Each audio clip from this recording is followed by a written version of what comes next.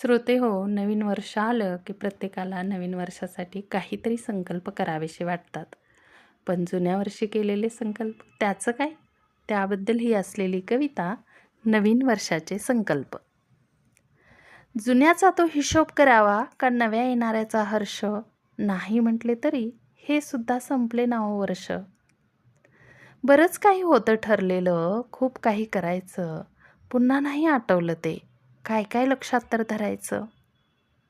उगवायचा दिवस रोज अन तसाच मावळून जायचा. वाटायचं आजचा गेला जाऊ दे, उद्याचाच दिवस लक्षात धरायचा. असं करता करता सगळंच वर्ष संपलं. गेल्या वर्षीचं संकल्प लिहिलेलं पान आत्ताच बघा भेटलं.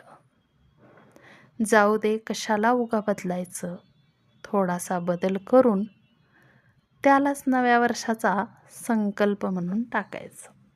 धन्यवाद.